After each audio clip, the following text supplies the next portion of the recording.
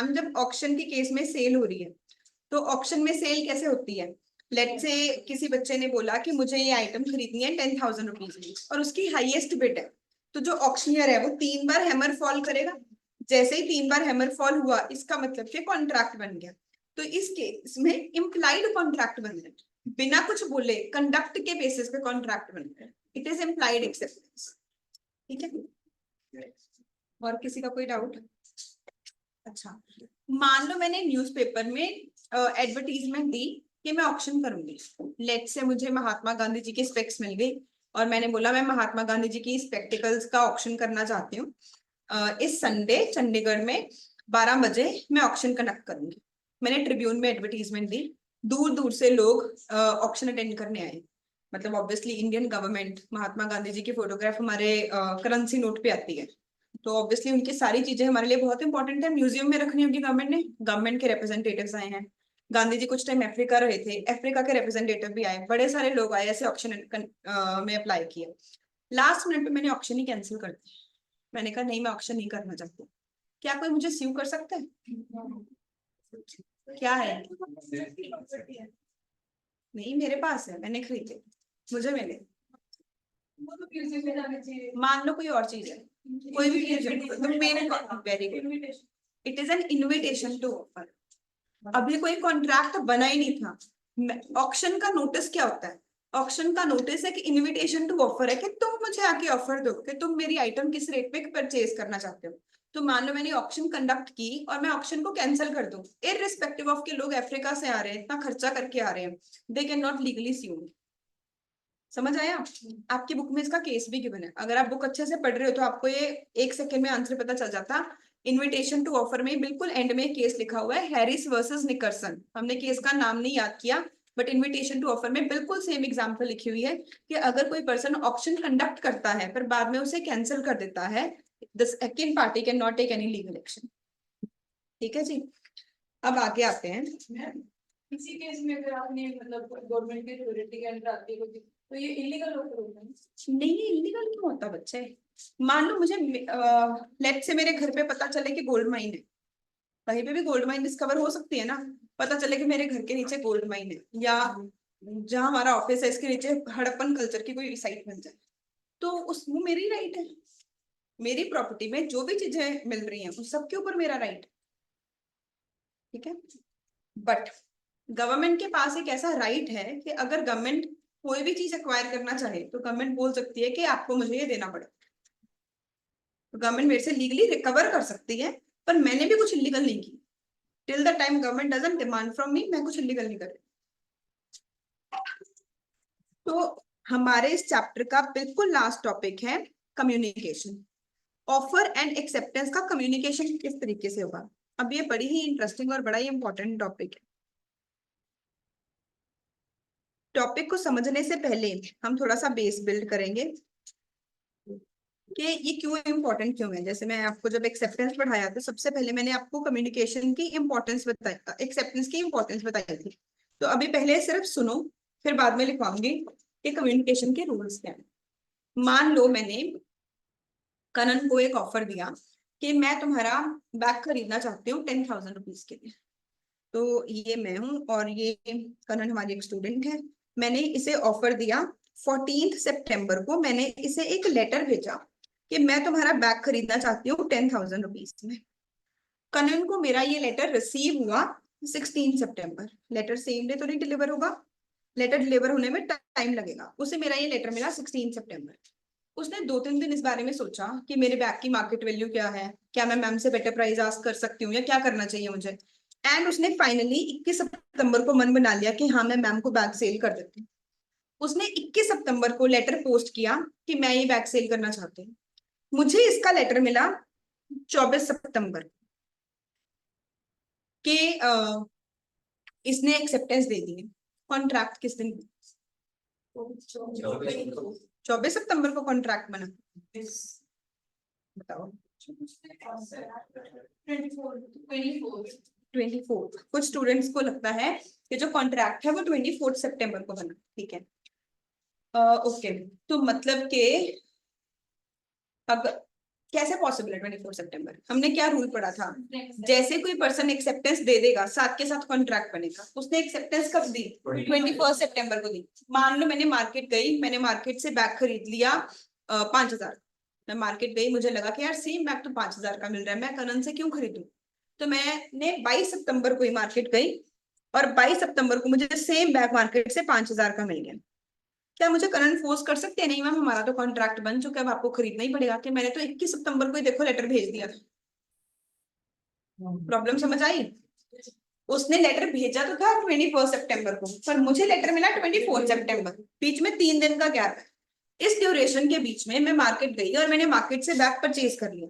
अब कनन चाहती है कि मेरा तो नुकसान हो गया, कि मुझे तो मैम को बैग सेल करना था 10,000 रुपए और मैं तो अपनी तरफ से एक्सेप्टेंस दे चुकी हूँ, उसने तो लेटर भेज दिया। तो क्या उसके लिए अनफेयर भी चीज नहीं है? मान लो ये शेयर्स हैं, आपको बैग सुनने में ऐसे लग रहा है कि मैम क्या ही फर्क पड़ जाएगा।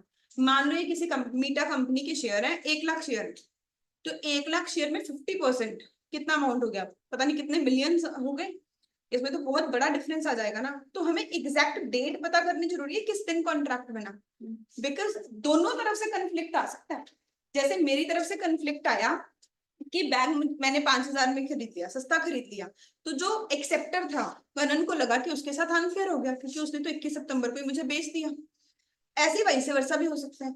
मान लो इसी बैग का रेट पता चले कि 23 सितंबर को मार्केट में ये सेम जो शेयर्स हैं, ये शेयर सेल हो रहे हैं 16,000 में। तो करण ने कहा कि मैम को तो अभी तक लेटर मिला नहीं होगा, तो मैं मैम को क्यों 10,000 का सेल करूं? मैं तो मार्केट में ये शेयर बेच दूंगी 16,000 रुपए के।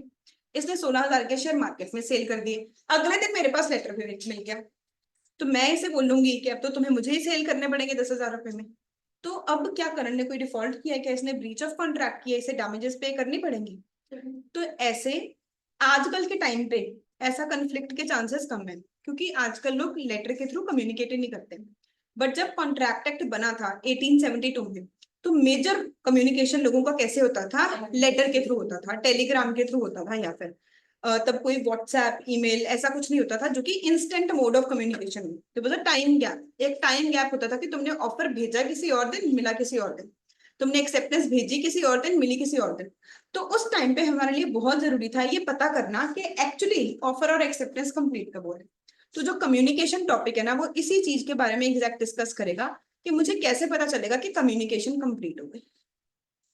समझ आया जी? ये मैं इंट्रोडक्शन सबसे पहले तो बिल्ड करना चाहती थी। और बिल्कुल ऐसा ही आप एग्जाम में केस स्टडी एक्सपेक्ट कर सकते हो कि आपको पूछा जाएगा कि एक्चुअली किस दिन कॉन्ट्रैक्ट किस दिन बने। गिव मी 1 सेकेंड, हम अभी चार्ट बनाते हैं इसका।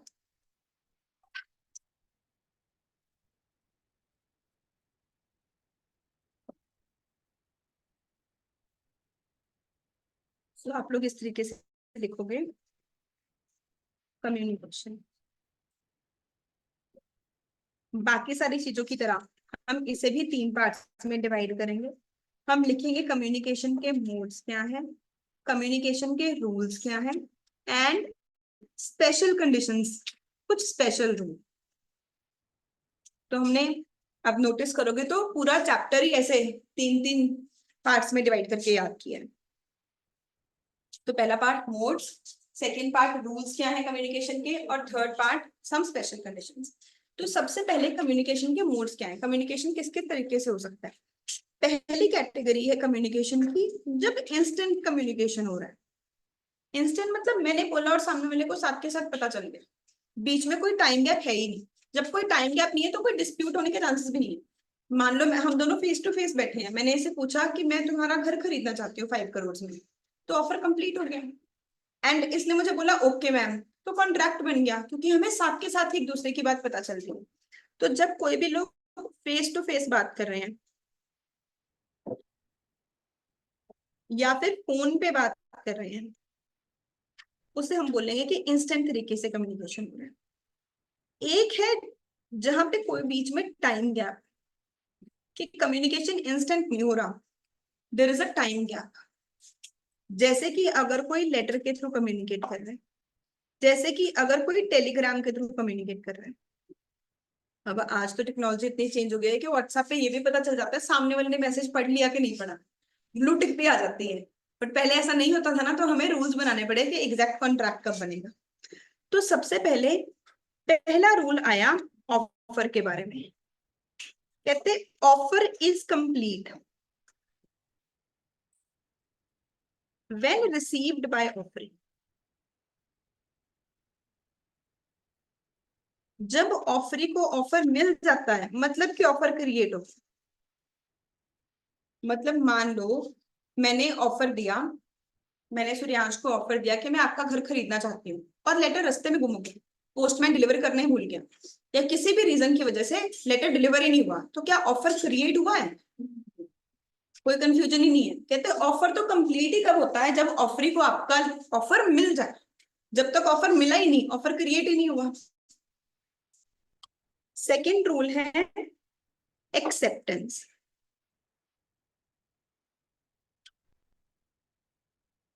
तो फ्रॉम पर्सपेक्टिव ऑफ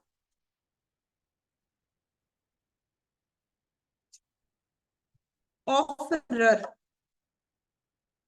जिस पर्सन ने ऑफर दिया था उसके पर्सपेक्टिव से acceptance is complete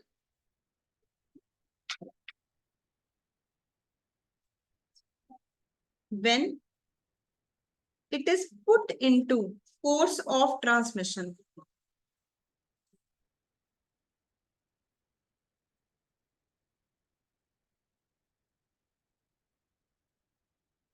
by promisee। promisee या ऑफरी एक ही बात है।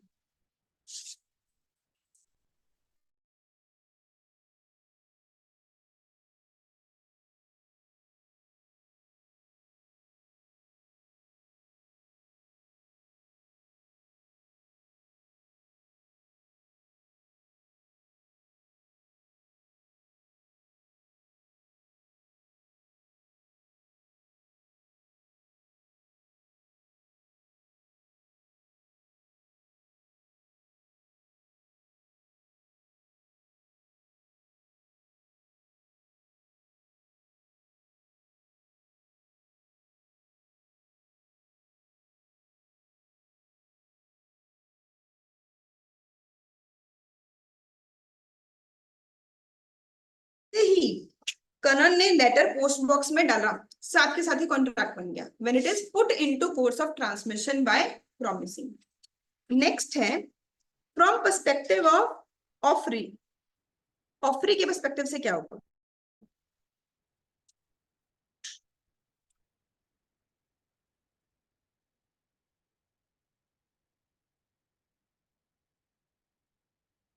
When received by offer. कनन के पर्सपेक्टिव से कॉन्ट्रैक्ट कब बनेगा? जब मुझे मिल जाएगा लेटर, क्योंकि उस टाइम तक कनन के पास पावर थी, वो अपनी एक्सेप्टेंस को वापस ले सकती थी by using faster mode of communication. मैं लिखवाऊंगी इस चीज को, पहले समझो। कनन के पास पावर थी, वो अपनी एक्सेप्टेंस को वापस ले सकती थी by using faster mode of communication. उसने 21 सितंबर को मुझे बैग भेज दिया, उससे 22-23 तारीख को लगा कि यार मैंने बैग, मुझे मैम को सेल नहीं करना चाहिए था, इसका मार्केट प्राइस ज्यादा है। उसने मुझे फोन करके बोला कि मैम मुझे आपका लेटर मिला था, with due respect I would like to reject the offer. जैसे ही उसने बोला कि I would like to reject the offer, साथ के साथ ही ऑफर क्या हो गया? खत्म हो गई। जब ऑफर खत्म हो गया, उसके एक दिन बाद अगर मुझे लेटर मिल भी जाए उसका कोई फायदा ही नहीं, क्योंकि ऑफर ही क्या हो चुका है? खत्म हो चुका है। वो तो अब क्या हो गया? एक नया ऑफर होगा, राइट ना? तो हम लोग बोलेंगे when received by offerer, because offering may revoke acceptance by using faster mode of communication। एक faster mode of communication use करके ऑफरी एक्सेप्टेंस को वापस ले सकता था।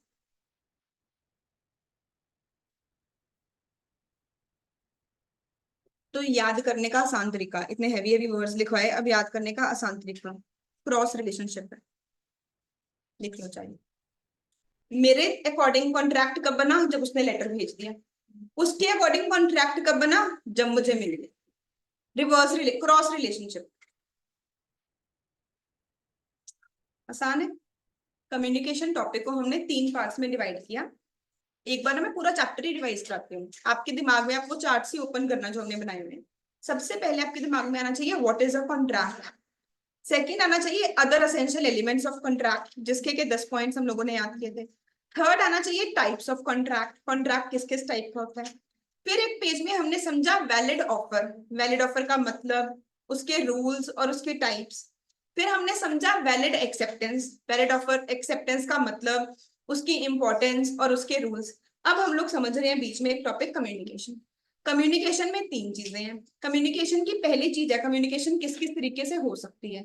एक होगा इंस्टेंट कम्युनिकेशन, कि कोई बोल रहा है और साथ के साथ सामने वाले को सुन लिया, इसमें कोई कॉन्फ्लिक्ट हो ही नहीं सकता। एक होगा बीच में टाइम गैप आ रहा है। जब टाइम गैप आ रहा है तब ये रूल अप्लाई करना है, क्योंकि फर्स्ट केस में तो कोई कन्फ्लिक्ट होगा ही नहीं ना। तो अगर बीच में टाइम गैप है तब मुझे रूल्स की जरूरत पड़ेगी, कम्युनिकेशन के रूल्स क्या है। तो कम्युनिकेशन के रूल्स के बारे में हमने कहा ऑफर कब कंप्लीट होगा, जब सामने वाले को ऑफर मिल जाएगा। एक्सेप्टेंस कब कंप्लीट होगी, रिवर्स रिलेशनशिप, क्रॉस रिलेशनशिप है। ऑफरर के पर्सपेक्टिव से एक्सेप्टेंस तब कंप्लीट होती है when put into course of transmission. सामने वाले लेटर भेज दिया तो मेरे बस में कुछ भी नहीं है, अब कॉन्ट्रैक्ट बन गया। एंड प्रोमिसी के पर्सपेक्टिव से कब कंप्लीट होता है, व्हेन रिसीव्ड बाय प्रोमिसर, जब उसे मिल गया उसके बाद उसके बस में कुछ भी नहीं। नेक्स्ट है कुछ स्पेशल कंडीशंस के बारे में। स्पेशल कंडीशंस के केस में क्या रूल होगा, ठीक है।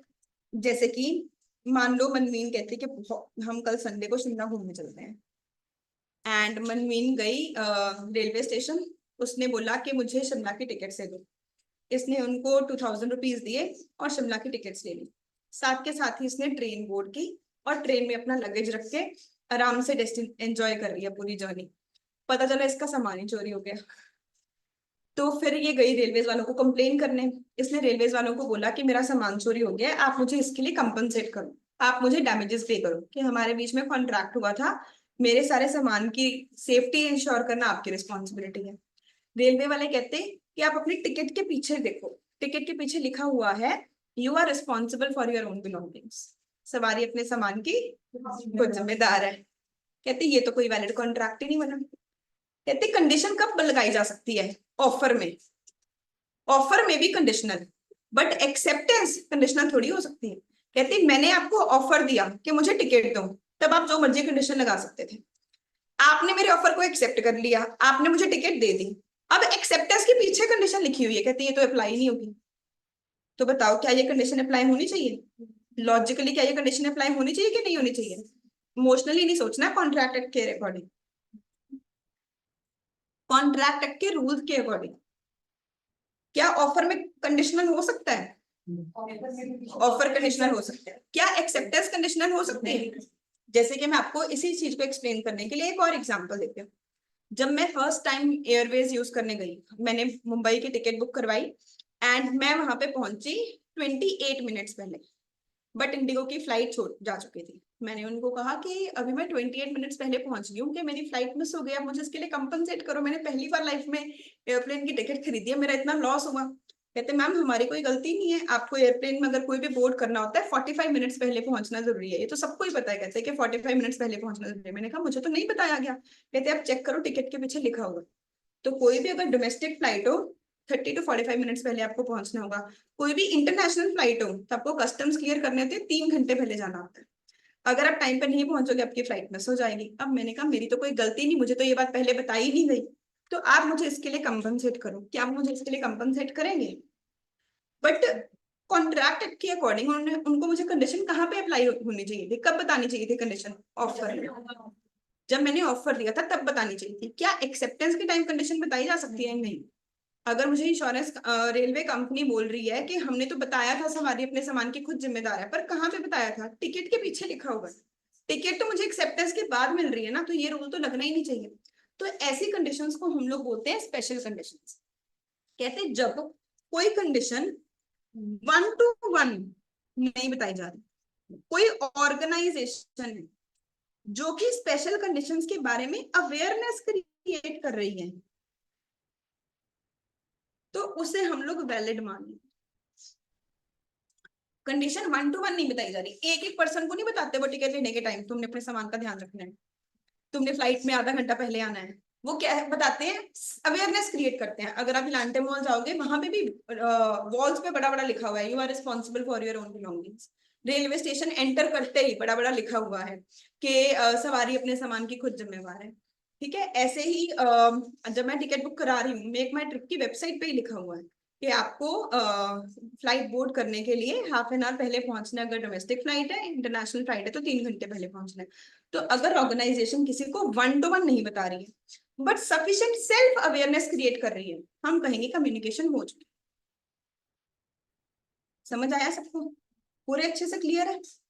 जैसे कि मान लो मैं अपनी कोई ड्रेस ड्राई क्लीन करने गई, देने गई, तो जो ड्राई क्लीनर था उसकी शॉप के बाहर ही लिखा हुआ था कि अगर ड्रेस में कोई भी डैमेजेस हो जाती है, ड्रेस को वॉश करते हुए कोई स्टोन्स टूट जाते हैं, कोई भी डैमेज हो जाती है, हम उसके लिए रिस्पॉन्सिबल नहीं है। उन्होंने मेरा लहंगा वॉश किया, बहुत एक्सपेंसिव लहंगा है, एंड उसके कुछ स्टोन्स टूट गए, क्या मैं उन्हें बोल सकती हूँ कि आप मुझे इसके लिए डैमेजेस पे करो? क्योंकि उन्होंने उसके बारे में अवेयरनेस क्रिएट कर दी। शॉप के बाहर ही बड़ा बड़ा लिखा हुआ है। आप लोग लाइफ स्टाइल जरा जाते हो, वहां पे लिखा हुआ है नो एक्सचेंज। क्या आप बाद में बोल सकते हो इंडिया में थोड़ी ये रूल चलेगा? तुम्हारे रूल होंगे यूरोप के, इंडिया में तो सब लोग एक्सचेंज करते हैं। वो कहेंगे देखो बिलिंग काउंटर के पीछे लिखा हुआ है नो एक्सचेंज, तो हमारे यहाँ पे तो कोई एक्सचेंज नहीं होगा, और हम ये एज्यूम करके चलेंगे तुमने उसे पढ़ लिया। हमने आपको 1 to 1 नहीं बताया बट उसकी सफिशिएंट अवेयरनेस क्रिएट कर दी, तो ये कंडीशन अपने आप ही अप्लाई होगी कॉन्ट्रैक्ट में। समझ आया ना सबको? मान लो ड्राई क्लीनर लिखे कि अगर किसी भी रीजन की वजह से आपकी ड्रेस खराब हो जाती है, चाहे मेरी गलती की वजह से खराब हो गई, किसी भी रीजन की वजह से खराब हो जाती है, मैं तो सिर्फ 10% डैमेजेस ही दूंगा। अब मैंने एक लहंगा दिया, उसने केयरलेसली वॉश किया और वो खराब हो गया, मेरा लहंगा 2 लाख रुपए का, कहते मैं तो 20,000 ही दूंगा, क्या ये वैलिड होगा? नहीं। तो उन्होंने स्पेशली सुप्रीम कोर्ट ने ये बात बोली, जो मैंने आपको केस बताया बिल्कुल ओरिजिनल केस है। सुप्रीम कोर्ट ने बोला कि ये जो कंडीशंस हैं ये फेयर एंड रीजनेबल होनी चाहिए, ऐसे नहीं तुम कोई भी रूल बना दोगे। इट शुड मेक सेंस, वो फेयर होनी चाहिए, रीजनेबल होनी चाहिए। अगर ड्राई क्लीनर बोलता कि ड्रेस डैमेज होगी मैं रिस्पॉन्सिबल नहीं हूँ, वो फेयर है। पर अगर वो बोले मेरी गलती की वजह से डैमेज हो गई मैं फिर भी 10% ही दूंगा, वो चीज अनफेयर है। तो कहते हैं फेयर और रीजनेबल कंडीशंस होनी चाहिए। ये बात हमें बताई गई थी in the case law Lily White versus Manu स्वामी।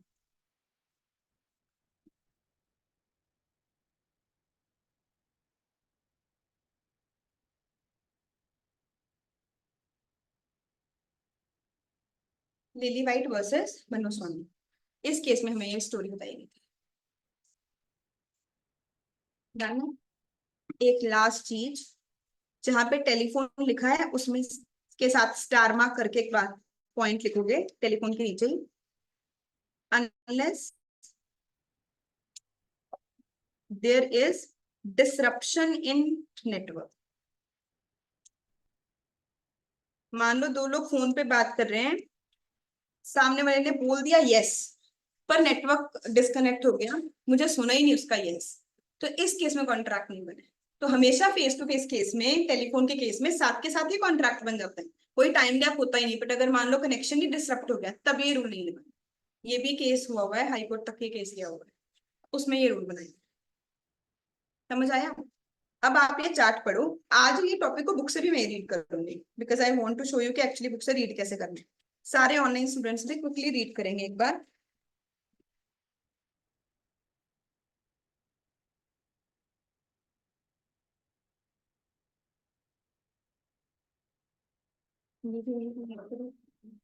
यही चार्ट रीड करो।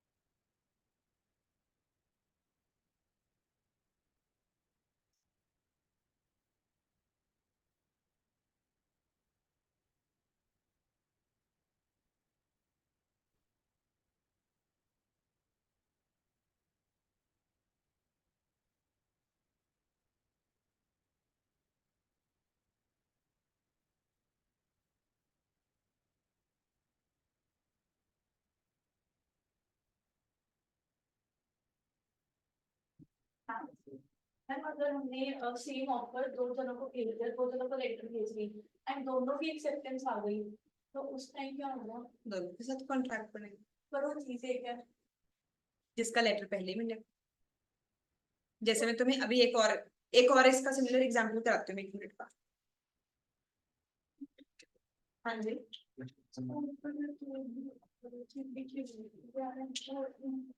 लैंग्वेज को पढ़ने के आने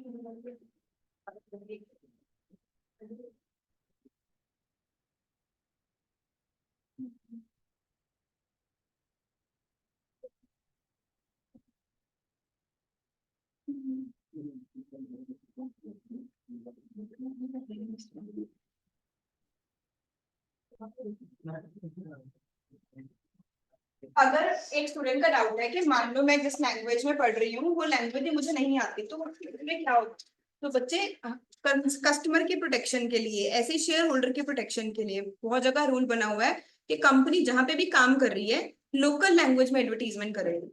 आप देखते हो पंजाब में डोमिनोज पंजाबी में लिखा होता है, उनका मन थोड़ी कर रहा है।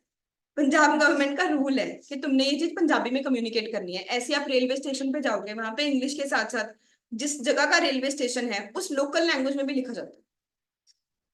ठीक है, तो ये प्रॉब्लम सॉल्व हो गई। एक स्टूडेंट ने बहुत अच्छा डाउट पूछा जो कि एग्जाम में क्वेश्चन भी आया हुआ है। उसमें क्या हुआ था, तो उससे तुम अपना आंसर कोरिलेट करना। लेट्स से आपको टेलीग्राम पता है क्या होता है? एक तो टेलीग्राम ऐप होती है, ये नहीं, एक और भी तरह का टेलीग्राम होता है।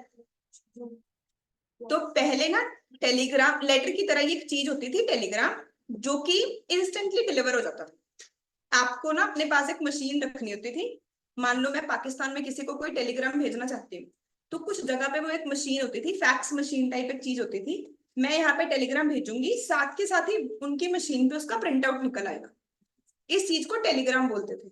विद टाइम वो टेक्नोलॉजी पुरानी हो गई, ईमेल चल पड़ा, इतना कुछ चल पड़ा, तो टेलीग्राम चलना बंद हो गया। इसलिए अब टेलीग्राम नाम की ऐप बनी, क्योंकि वो भी फास्टर मोड ऑफ कम्युनिकेशन है, उसी से इंस्पायर होकर नाम बना।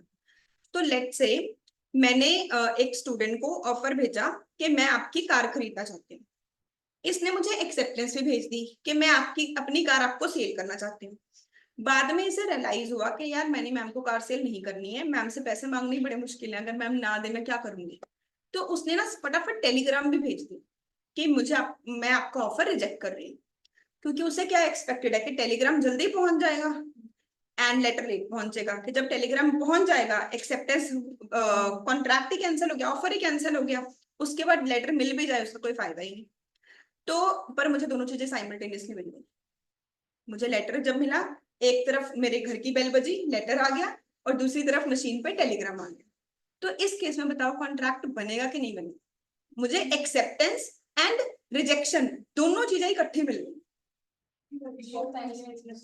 जो पहले आई है दोनों साइमल्टेनियसली हुई है, बिल्कुल एग्जैक्ट मोमेंट पे लेटर आया और एग्जैक्ट मोमेंट पे टेलीग्राम, दोनों चीजें इकट्ठी हुई। हम तो एक्सेप्ट नहीं करेंगे तो हमें वो चीजें एक्सेप्ट कर लेंगे। पर वो कह रही है कि एक्सेप्टेंस नहीं, वो कहेगी कि रिजेक्शन मानो। डिस्प्यूट तो तभी होगा ना जब दो पार्टीज अलग अलग चीज बोल रही हैं।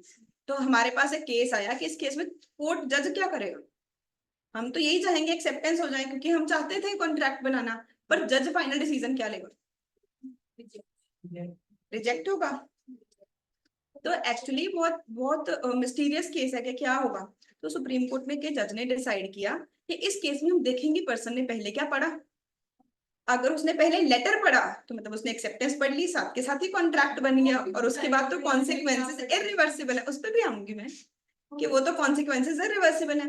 पर अगर पर्सन ने पहले क्या पढ़ा, टेलीग्राम पढ़ा, तो ऑफर रिजेक्ट हो गया, तो कॉन्ट्रैक्ट बना ही नहीं। तो जैसे ही जज ने बोला कि हम डिसाइड करेंगे on the basis of person ने रीड क्या किया, तो उन्होंने बोला कि जिसने एक्सेप्टेंस दिया वो सच बताएगा ही क्यों? वो तो यही अपने फायदे की बात बोलेगा, तभी तो डिस्प्यूट चल रहा है, क्योंकि दोनों पार्टीज अलग अलग बात चाहती हैं। तो जज ने कहा मैं ये देखूंगा कि कॉमन सेंस से अकॉर्डिंग एक रैशनल मैन होता तो वो क्या करता। तो अगर एक रैशनल मैन को लेटर भी आया, टेलीग्राम भी आया, तो उस जमाने में जो टेलीग्राम होते थे बहुत सीरियस केसेस के लिए यूज किए जाते थे, क्योंकि बहुत एक्सपेंसिव होते थे। Letter free of cost deliver हो रहा है, टेलीग्राम बहुत नॉर्मली टेलीग्राम डिलीवर किया जाता था अगर किसी की डेथ होने वाली है, वॉर होने वाली है, ऐसे स्पेशल रकम। गदर मूवी देखी है आप लोगों ने? पुराने वाली गदर मूवी, उसमें ऐसे टेलीग्राम यूज होता है। तो इतने स्पेशल सर्कमस्टांसेस बताने के लिए टेलीग्राम यूज होता था। तो कहते हैं कि रैशनल मैन पहले क्या ओपन करेगा, टेलीग्राम। तो कहते हैं कॉन्ट्रैक्ट नहीं बन। तो इस बेसिस पर डिसाइड किया गया कि पहले क्या पढ़ा जाएगा, और वो कैसे डिसाइड होगा, on the basis of a rational. समझ आया सबको? ये आपकी बुक में ही क्वेश्चन है। चलो देखो अब इस टॉपिक को रीड करते हैं। Communication of offer and acceptance. जो मैं आपको चार्ट्स बनवा रही हूँ, कोई मुझे बने हुए नहीं कहीं से मिले। देखो हम कैसे एनालाइज कैसे करते हैं कि एक टॉपिक को इतना छोटा सा बना दें कि वहीं से रिवाइज हो जाए। जैसे आई थिंक अब 5 मिनट्स में पूरा चैप्टर रिवाइज हो गया चार्ट्स का नाम लेके। पहला टॉपिक आया मेरे पास, हर पैराग्राफ में क्लियर आइडिया होगा, मैंने उससे चार्ट बनाया। कहते हैं importance of offer and acceptance in giving result to a valid contract has been explained. कहते पहले हमने अभी तक आपको ये समझाया ऑफर क्या में क्या इंपॉर्टेंस है और एक्सेप्टेंस की क्या इंपॉर्टेंस है। One important requirement for both is effective communication. दोनों में एक इंपॉर्टेंट रूल आया था, ऑफर में भी रूल आया था, ऑफर मस्ट बी कम्युनिकेटेड, जिसमें हमने पढ़ा था लालमन शुक्ला वर्सेस गौरीदत्त के ऑफरी को ऑफर की नॉलेज होनी चाहिए बिफोर एक्सेप्टेंस। एक्सेप्टेंस में भी रूल आया था, acceptance must be communicated, Brogden versus Metropolitan Railway Company, official channel के थ्रू कम्युनिकेट होना चाहिए। कहते हैं इफेक्टिव और प्रॉपर कम्युनिकेशन जो है, इससे रेवोकेशन नहीं होगी, कोई भी मिसअंडरस्टैंडिंग नहीं होगी। कहते जब पार्टीज कॉन्ट्रैक्ट कर रही हैं face to face, there is no problem of communication, क्योंकि इंस्टेंट कम्युनिकेशन हो रहा है, ऑफर का भी और एक्सेप्टेंस का भी। पर जब in such a case question of revocation doesn't arise, revocation का क्वेश्चन आएगा ही नहीं, कि जब मैंने ऑफर दिया साथ के साथ सामने वाले पर्सन ने इंस्टेंटली क्या कर लिया, उसे एक्सेप्ट कर लिया। डिफिकल्टी कब आती है, when the parties are at a distance from each other and they utilize the services of post office, telephone और email। ऐसे केसेस में हमारे लिए एग्जैक्ट टाइम पता करना कि ऑफर कब बना और एक्सेप्टेंस कब बनी बहुत इंपॉर्टेंट हो जाता है। इंडियन कॉन्ट्रैक्ट एक्ट ने इस टाइम वाले रूल को बहुत ज्यादा इंपॉर्टेंस दी है और हमें डिटेल में बताया कि कम्युनिकेशन के रूल्स क्या होंगे। सबसे पहले बताया कम्युनिकेशन ऑफ ऑफर। कहते हैं सेक्शन नंबर 4 के according communication of offer is complete when it comes to knowledge of the person to whom it is made। जिसे मैंने ऑफर दिया था, जब उसे वो ऑफर मिल जाएगा तब हम बोलेंगे कि ऑफर क्रिएट हो गया। तो हमारे चार्ट में हम साथ में सेक्शन भी मेंशन कर लेते हैं। जो रूल्स में पहला रूल हमने लिखा है, ये रूल हमें बताया गया ऑफर के बारे में सेक्शन नंबर 4 में। सेक्शन 4 ने मुझे बताया कि ऑफर की कम्युनिकेशन कब कंप्लीट होती है, when it comes to the knowledge of offering, when it is received by offering, जब उसे उसके बारे में पता चल जाए। जैसे उन्होंने एग्जांपल दी, कहते ए ने एक प्रपोजल दिया बी को बाय पोस्ट कि मैं अपना घर तुम्हें सेल करना चाहता हूँ 5 लाख में, एंड अगर ये जो लेटर है पोस्ट किया गया 10 मार्च को, पर बी को लेटर मिला 12 मार्च को, तो ऑफर कब कंप्लीट हुआ, 12 मार्च को, जब ऑफर कम्युनिकेट हो गया, कम्युनिकेशन कंप्लीट हो गई। कहते thus it can be summed up that proposal is made by post, communication will be complete when the letter containing the proposal reaches the person to whom it is made। mere receiving of the letter is not sufficient। कहते सिर्फ letter ये नहीं कि आपने भेज दिया, it must have been received, it must have been read। अगर कहते उसे लेटर मिला 12 मार्च को पर उसने पढ़ा 15 मार्च को, तो उस केस में कॉन्ट्रैक्ट कब बनता। सबको समझ आया? तो हमारे नोट्स में सब कुछ आ रहा है। हमने पढ़ा कि कम्युनिकेशन 2 तरह का होगा, एक होगा इंस्टेंट, एक होगा टाइम गैप। टाइम गैप है तो हमें रूल लगाना है। पहला रूल मुझे बताया सेक्शन नंबर 4 ने। सेक्शन 4 ने बताया ऑफर तब कंप्लीट होता है when it comes to knowledge of offeree, when it is received by offeree. Next point communication of acceptance. Acceptance कब होती है? कहते हैं यहाँ पे 2 इश्यूज हैं, 2 चीजों के बारे में डिस्कशन करनी जरूरी है। पहली चीज है मोड ऑफ एक्सेप्टेंस, कि एक्सेप्टेंस कैसे दी जा रही है। कहते जो एक्सेप्टेंस है, एक तो हो सकती है कोई काम करके एक्सेप्टेंस देना, एक कोई काम ना करने से भी एक्सेप्टेंस हो जाती है। जैसे कि एक तो है कि मैंने करण को बोला कि मैंने बैग खरीदना है, एंड उसने बोला ओके मैम, लेटर पोस्ट कर दिया, ये क्या है, एक्सेप्टेंस हो रही है बाय एन एक्ट, कुछ करने से हो रही है। कुली ने मेरा बैग उठाया, मैंने कुछ भी नहीं किया, मैंने उसे रोका ही नहीं, omission. As a natural human being कोई मेरा बैग उठा रहा है तो मुझे उसे रोकना चाहिए था, पर मैंने नहीं रोका, तो कुछ ना करने को भी क्या बोलते हैं इन्होंने, एक्सेप्टेंस। मैंने ये नोट्स में इसलिए नहीं लिखवाया, हमें ये पहले से ही पता है। कहते हैं intending thereby to communicate to other और which has the effect of communicating it to other. Communication by act का मतलब है जब आप वर्ड्स को यूज कर रहे हो, चाहे रिटर्न चाहे oral, letter, telegram, fax, email, advertisement, ये सारी चीजें। एडवर्टीजमेंट भी वैलिड कम्युनिकेशन होती है। हमने पढ़ा किसी केस स्टडी में ऐसा कि एडवर्टीजमेंट के थ्रू कुछ कम्युनिकेट हो रहा हो। स्पेशल कंडीशन एक तो, स्पेशल कंडीशन में तो अवेयरनेस है, एडवर्टीजमेंट नहीं है। बिल्कुल ठीक, लालमन शुक्ला वर्सेस गौरीधर, एडवर्टीजमेंट के थ्रू कम्युनिकेट किया गया था कि जो भी मेरा बेटे को ढूंढ के लाएगा मैं उसे 50,000 दूंगा। और ऐसा कौन सा केस था एडवर्टीजमेंट के थ्रू कम्युनिकेट हो रहा हो? कौन सा केस था? Carlin versus carbonic smoke ball company, जहां पे पहली बार बताया गया था कि दुनिया में जनरल ऑफर भी होता है। वो तो एडवर्टीजमेंट के थ्रू ही कम्युनिकेट कर रहे थे ऑफर को, तो कहते हैं एडवर्टीजमेंट के थ्रू भी आप ऑफर दे सकते हो।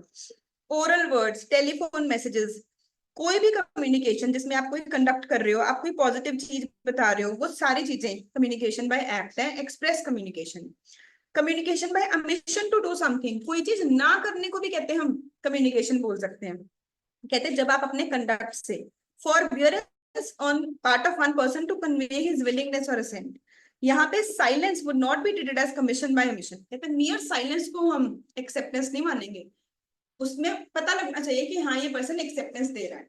जैसे कहते हैं ए ने बी को ऑफर दिया कि अगर तुम कोर्ट में ना आए, if you don't arrive before the court as an evidence to the case, तो बी नहीं पहुंचा।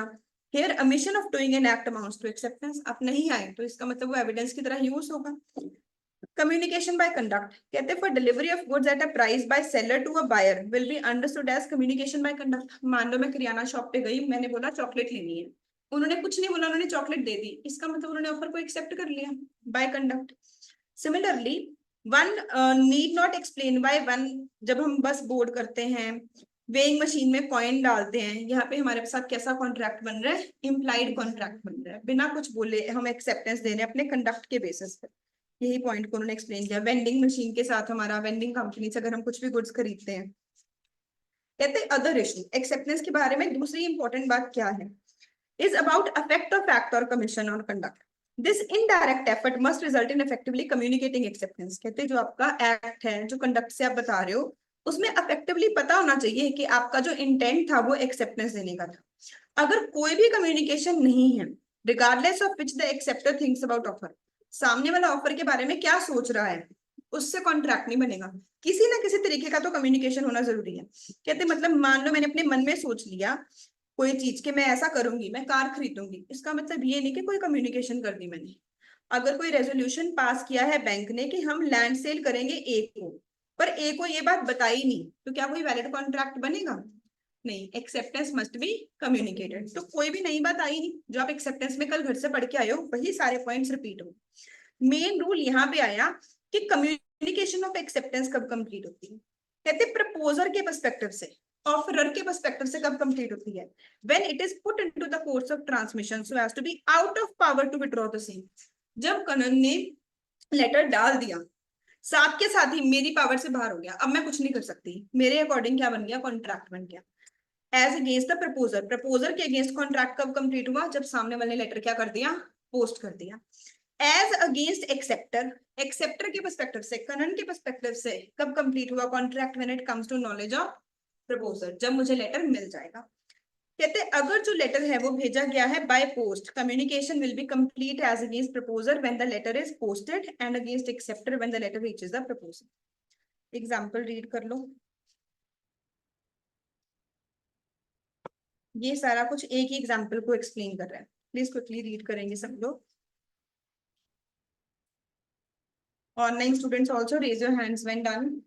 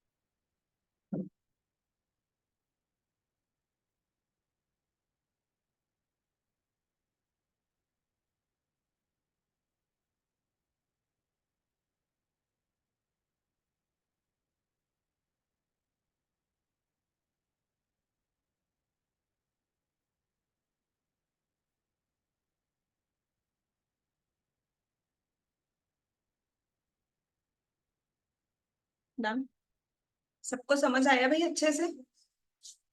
तनवीन पूरा रीड कर पाए कि नहीं? कहते हैं अगर कम्युनिकेशन हो रहा है टेलीफोन से, टेलेक्स से, फैक्स से, कहते हैं अगर ऑफर जो दिया जा रहा है इंस्टेंट कम्युनिकेशन वाले तरीके से दिया जा रहा है, कॉन्ट्रैक्ट कब कंप्लीट हो जाएगा? जब सामने वाले को ऑफर मिल जाए। एंड कॉन्ट्रैक्ट किस जगह पे बनेगा? जहां पे एक्सेप्टेंस मिले। पर अगर कॉल ड्रॉप हो जाए, लाइन में डिस्टरबेंस हो जाए, तो कोई भी वैलिड कॉन्ट्रैक्ट नहीं बनेगा। हमने लिख लिया है ये रूल।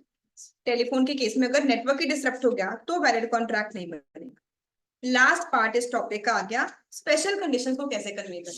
कहते हैं कई बार ऐसी सिचुएशन हो सकती है कि जो कॉन्ट्रैक्ट है उसमें स्पेशल कंडीशंस हो। ये जो स्पेशल कंडीशंस हैं ये कैसे बताई जाती हैं? टेसिटली बताई जाती हैं। हमने पहले ये वर्ड पढ़ा कहीं पे, tacitly. Very good. Implied contract का दूसरा नाम क्या है? Tacit contract. तो यहाँ पे हम लोग किसी को बोल के कंडीशन नहीं बताते हैं। रेलवे स्टेशन की वॉल पे लिखा हुआ है, you are responsible for your own belonging.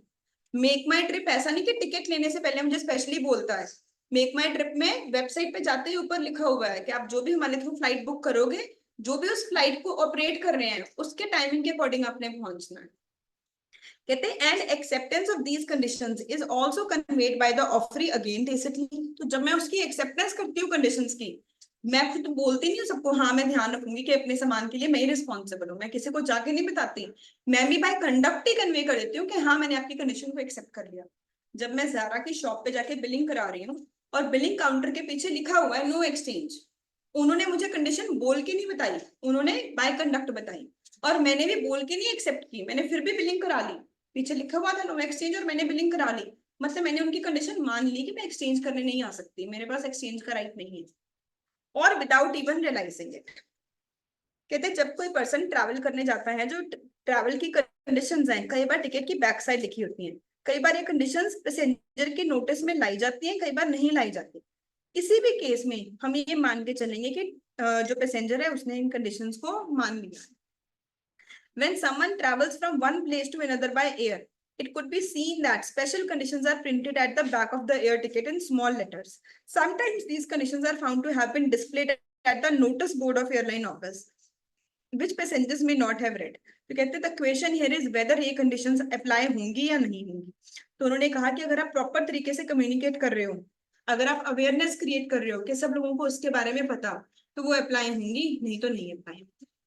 पर कहते हैं ये सारी कंडीशंस क्या होनी चाहिए? रीजनेबल होनी चाहिए।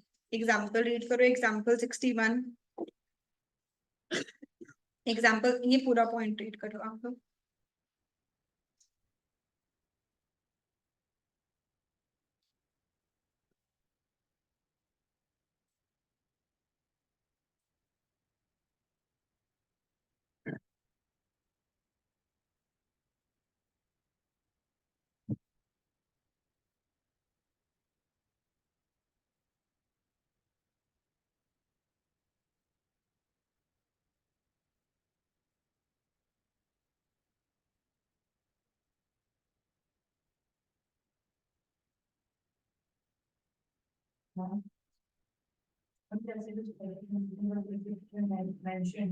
अगर कोई उसके साथ एग्री नहीं करना रहता और उसको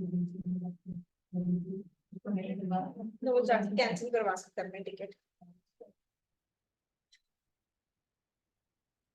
आगे चलें।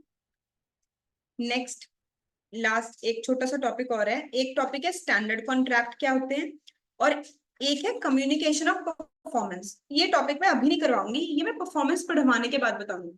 जैसे अभी हमने पढ़ा कि ऑफर, जब मुझे समझ आया ऑफर क्या होता है तो मुझे समझ आया कम्युनिकेशन ऑफ ऑफर। जब हमें समझ आया एक्सेप्टेंस क्या होता है तो हमें समझ आया कम्युनिकेशन ऑफ एक्सेप्टेंस। तो फोर्थ चैप्टर आपके सिलेबस में परफॉर्मेंस है। उसके बाद मैं आपको पढ़ाऊंगी कि परफॉर्मेंस को कैसे कम्युनिकेट करना है। हर चीज में एक रूल आएगा कि इट मस्ट बी कम्युनिकेटेड। तो परफॉर्मेंस की कम्युनिकेशन हम तब पढ़ेंगे। पर इसमें एक और बड़ा इंपॉर्टेंट टॉपिक है revocation of offer and acceptance. ये हमने वैसे समझ लिया है पर बुक से अभी रीड करना है। तो ये दो चीजें समझाती हूँ, स्टैंडर्ड कॉन्ट्रैक्ट क्या होते हैं और revocation of offer and acceptance. आपने एक चार्ट बनाया हुआ types of contract, types of contract में जाके एक नई टाइप ऐड करो स्टैंडर्ड कॉन्ट्रैक्ट। वो वहां पे गिवन नहीं था, आपकी बुक में बाद में गिवन था, इसलिए मैंने तब बताया नहीं। स्टैंडर्ड कॉन्ट्रैक्ट क्या होते हैं, आप इसमें से 2 या 3 मार्क्स का क्वेश्चन एक्सपेक्ट कर सकते हो, किसी भी टाइप में नहीं आएगा। On the type of validity नहीं है, on the type of formation भी नहीं, on the type of performance नहीं, सबसे अलग है स्टैंडर्ड कॉन्ट्रैक्ट क्या होते हैं। ठीक है, स्टैंडर्ड कॉन्ट्रैक्ट एक ऐसे कॉन्ट्रैक्ट है जिसमें कंडीशंस जो है वो ऑलरेडी फिक्स्ड है, मैं उसे एक्सेप्ट कर सकती हूँ या मैं उसे रिजेक्ट कर सकती हूँ, मैं कोई काउंटर ऑफर नहीं दे सकती। मान लो मैं बैंक में अकाउंट ओपन करवाने गई, उन्होंने मुझे एक लंबा सा पेज दे दिया कि हमारे बैंक के ये रूल्स हैं, मिनिमम बैलेंस कितना मेंटेन करना है, इंटरेस्ट कब कब मिलेगा, कितने परसेंट पे मिलेगा, कहते हैं इंटरेस्ट के रूल हम खुद चेंज कर सकते हैं, आरबीआई बताएगा, हम उसके अकॉर्डिंग इंटरेस्ट के रूल डिसाइड करेंगे। अब मैं उनको ये नहीं बोल सकती नहीं तो मुझे तो एफडी का इंटरेस्ट 10% चाहिए। इस केस में मैं क्या कर सकती हूँ, या तो उनके ऑफर को एक्सेप्ट कर सकती हूँ या रिजेक्ट कर सकती हूँ, मैं कोई भी टर्म्स एंड कंडीशन में चेंज नहीं ला सकती। तो ऐसे कॉन्ट्रैक्ट्स को हम लोग क्या बोलते हैं, स्टैंडर्ड कॉन्ट्रैक्ट। फॉर एग्जाम्पल अभी हमने ऑफिस में एयरटेल का वाईफाई कनेक्शन लगाया, तो मैं ये नहीं बोल सकती कि अच्छा ये जो 10 बातें लिखी हुई है इसमें से मुझे ये रूल एक्सेप्टेबल नहीं है, या तो मैं कनेक्शन लगवा सकती हूँ या नहीं लगा सकती। These are standard contracts. ऐसे ही मान लो मैंने कार का इंश्योरेंस करवाया, तो कार के इंश्योरेंस के टाइम एक छोटी सी बुकलेट मिलती है 20-30 पेजेस की, जिसमें 100-200 कंडीशंस लिखी होती है। तो मैं वो क्या हो गया, एक स्टैंडर्ड कॉन्ट्रैक्ट हो गया, मैंने पढ़ा ही नहीं और मैंने साइन कर दिया, क्या हमारे बीच में फिर भी एक वैलिड कॉन्ट्रैक्ट बन गया?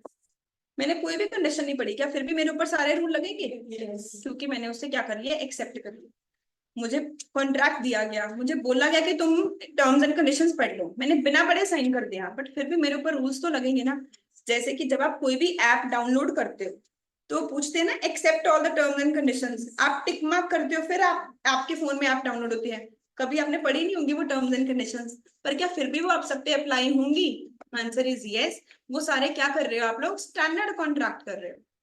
हम कोई ऑफर की टर्म्स एंड कंडीशंस को डिस्कस नहीं कर रहे, उसे चेंज भी नहीं कर सकते, बस हम एक्सेप्ट या रिजेक्ट कर सकते हैं। अगर मैंने पढ़ी या नहीं पढ़ी उससे कोई फर्क ही नहीं है, अगर मैंने साइन कर दी है तो मैंने एक्सेप्ट कर दी। बट अगर मान लो मैं लोन लेने गई, मुझे बैंक मैनेजर ने कहा कि मैम ये लोन के पेपर्स आप इसके ऊपर साइन कर दो, मैंने कहा अच्छा मुझे पढ़ाओ क्या रेट ऑफ इंटरेस्ट है, अगर मैं टाइम पे ईएमआई ना दूं तो क्या पेनल्टी है? कहते मैम फटाफट साइन करो ना, हमने जल्दी जल्दी घर जाना है, स्टैंडर्ड टर्म्स लिखे हुए। और मैंने साइन कर दिया, क्या अब ये मेरे ऊपर कंडीशन अप्लाई होंगी?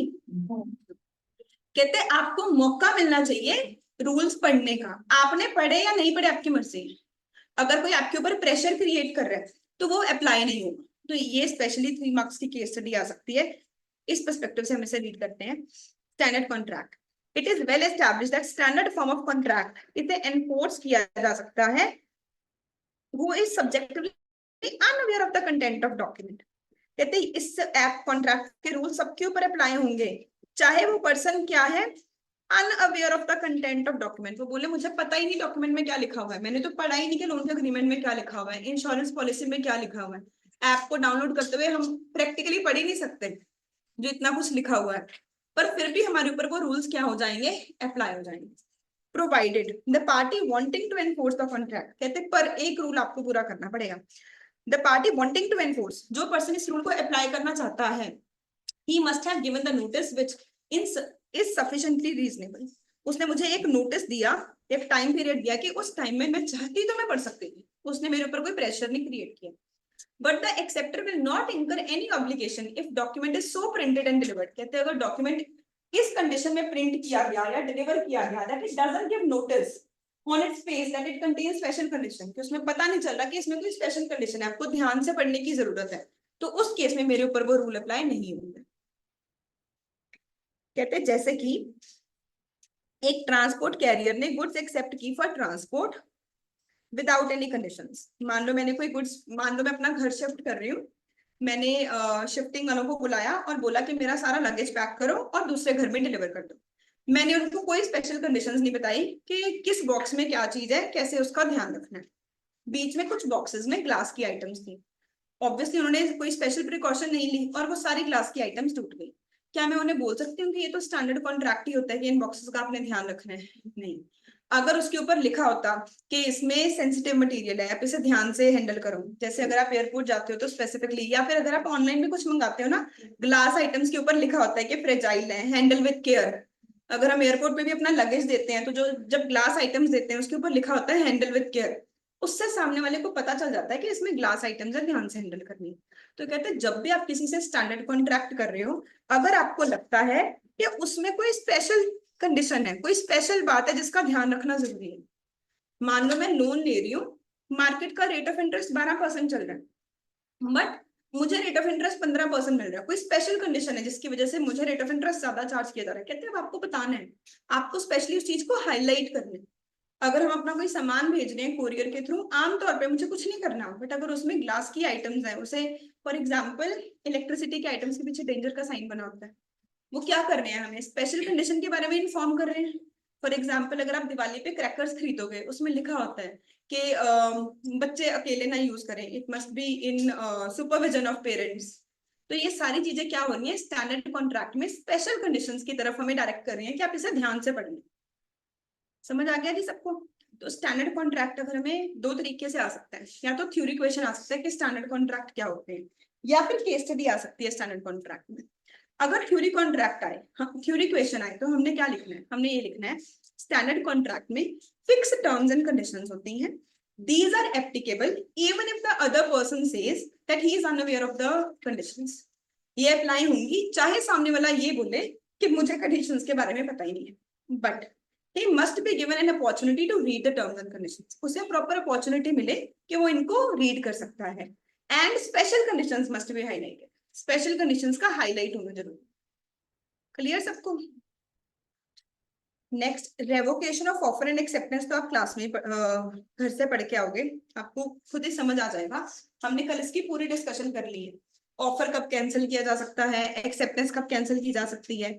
इसमें एक पॉइंट जो कि इंपॉर्टेंट है और एग्जाम में पूछा जाता है, that is mode of revocation of offer. Offer कैसे कैंसिल किया जा सकता है, मैं ऑफर कैसे कैंसिल कैसे कर सकती हूँ। नोटिस, सामने वाले को बता दो मुझे ऑफर मिला कि हम आपको अपना घर सेल करना चाहते हैं, मैंने कहा मैंने नहीं खरीदना, तो ऑफर क्या हो जाएगा, खत्म हो जाएगा। और कैसे ऑफर खत्म हो सकता है, बाय लैप्स। ऑफर में लिखा हुआ था अगर 1 वीक के अंदर अंदर एक्सेप्ट कर लोगे तो कॉन्ट्रैक्ट बन जाएगा, मैंने 1 वीक कोई जवाब ही नहीं दिया, तो 1 हफ्ते के बाद अपने आप ही ऑफर क्या हो गया, रिवोक हो गया। ठीक है। Non fulfilment of condition president, offer में तो कोई भी कंडीशन लगाई जा सकती है, मैंने वो कंडीशन पूरी नहीं की, तब भी ऑफर क्या हो जाएगा, रिवोक हो जाएगा। अगर कोई पर्सन की डेथ हो गई, अनसाउंड माइंड का हो गया, एक्स ने वाई को ऑफर दिया कि मैंने तुम्हें अपनी कार सेल करनी है, एक्सेप्टेंस से पहले ही एक्स की डेथ हो गई या वाई की डेथ हो गई, दोनों में से किसी की भी डेथ हो गई, तो ऑफर क्या हो जाएगा, जब पार्टीज टू कॉन्ट्रैक्ट नहीं एग्जिस्ट करती तो ऑफर भी खत्म हो जाएगा काउंटर ऑफर देने से। Non acceptance from prescribed mode, तो ऐसे 3 कंडीशंस बना दी, वैसे तो एक ही रूल बनता है, कहते हैं आपने प्रेसिडेंट कंडीशन पूरी नहीं की, प्रेसिडेंट कंडीशन के 2 पॉइंट्स लिख दिए, मोड या फिर टाइम। ठीक है। उसके बाद कहते हैं सब्सिक्वेंट इलीगैलिटी, अगर बाद में कुछ ऐसा हो गया कि वो सब्सिक्वेंटली इम्पॉसिबल टू परफॉर्म हो गया, तब भी कॉन्ट्रैक्ट ऑफर क्या हो जाएगा, रिवोक हो जाएगा, खत्म हो जाएगा। समझ आया सबको? इसकी लिस्ट आपको याद करवाती हूँ, उससे पहले एक छोटा सा केस स्टडी भी पूछते हो।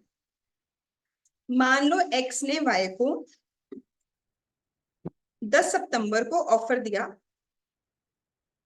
कि मैं तुम्हारी कार परचेज करना चाहता हूँ 10 लाख में। कार की मार्केट प्राइस तो 8 लाख ही है, बट एक्स को ये गाड़ी इतनी पसंद है, उसने बोला कि मैं ये गाड़ी 10 लाख में खरीदना चाहता हूँ। ठीक है। And let's say first case, before acceptance, अभी एक्सेप्टेंस का कोई जवाब नहीं आया, उससे पहले ही एक्स डाइज एंड एक्स की डेथ हो गई, मान लेते हैं जिसने ऑफर दिया था उसकी डेथ हो गई 12 सितंबर को। 15 सितंबर को वाई ने एक्स को कॉल किया, उसके घर पे कॉल किया, जो कि उसके बेटे ने उठाया, कि मैं आपके पापा की गाड़ी खरीदने के लिए तैयार हूँ, अपने आपके पापा को गाड़ी सेल करने के लिए तैयार हूँ। क्या ये वैलिड कॉन्ट्रैक्ट बनेगा? नहीं। क्यों? क्योंकि 12 सितंबर को कॉन्ट्रैक्ट के ऑफर क्या हो गया, खत्म हो गया, उससे पहले ही खत्म हो गया। ठीक है। मान लो मैं डेट चेंज कर दूं, मान लो वाई ने एक्सेप्टेंस दे दी होती 12 सितंबर को, एक्स की डेथ हुई होती 15 सितंबर को, क्या अब वाई एक्स के बेटे को बोल सकता है कि तुम्हारे फादर ने कॉन्ट्रैक्ट किया था, अब तुम उनके लीगल हायर हो, तुम्हें उनके भी हाफ पे गाड़ी खरीदनी पड़ेगी? यस। तो अगर कॉन्ट्रैक्ट बनने के बाद पर्सन की डेथ हो रही है, उसका कॉन्ट्रैक्ट की वैलिडिटी पे कोई फर्क नहीं, क्योंकि जो कॉन्ट्रैक्ट है वो तो बन चुका है, अब उसके लीगल हायर के ऊपर ड्यूटी शिफ्ट हो जाएंगे। पर अगर कॉन्ट्रैक्ट बनने से पहले ही पार्टी की डेथ हो जाए, चाहे ऑफरर की चाहे ऑफरी की, उस केस में ऑफर ही खत्म हो जाता है, क्योंकि कॉन्ट्रैक्ट अभी बना ही नहीं था, लीगल राइट्स एंड ड्यूटीज बने ही नहीं थे। ध्यान में रहेगा सबको? तो एक छोटा सा नोट लिखो, last note of this chapter, modes of revocation of offer. ये 5 मार्क्स का एग्जाम में क्वेश्चन आता है, ऑफर कैसे वापस लिया जा सकता है, इसे भी हम लोग 3 पार्ट्स में ही याद करेंगे। ऑफर कैंसिल किया जा सकता है नोटिस लेके, मैं सामने वाले को बोल दूं मैंने नहीं करना है, ऑफर रिजेक्ट कर दूं। काउंटर ऑफर से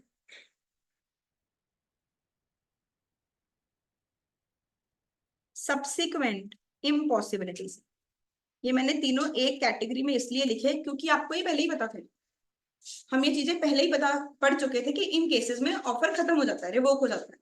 काउंटर ऑफर का नाम ही क्या होता था? Unqualified acceptance, offer against an offer, इससे पुराना ऑफर खत्म हो जाता है। नोटिस से एंड सब्सिक्वेंट इम्पॉसिबिलिटी से। नेक्स्ट है नॉन कंप्लायंस ऑफ कंडीशंस, हमें कोई कंडीशन लगाई गई थी, वो कंडीशन अगर हमने पूरी नहीं की,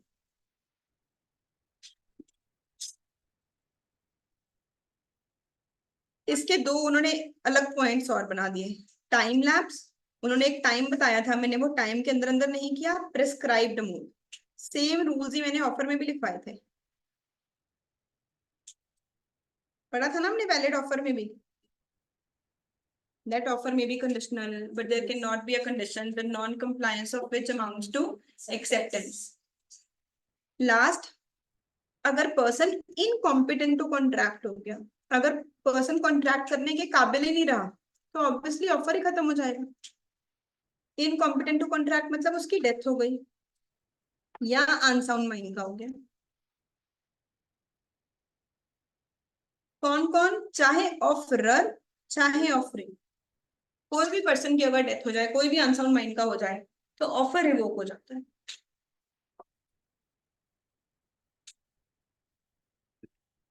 डन फॉर द डे। अब आपका होमवर्क है पूरा चैप्टर अच्छे से और सारे नोट्स अच्छे से पढ़ के आना। मंडे को आते ही मैं सबसे पहले तो आपसे सारे चार्ट्स बनवाऊंगी कि आपको सारे चार्ट्स याद हैं कि नहीं, फिर हम सारे आईसीआई के और आरएमएस के क्वेश्चंस क्लास में लिख के देखेंगे। Monday would be the last day, उसके बाद हम नेक्स्ट चैप्टर शुरू करेंगे कंसिडरेशन।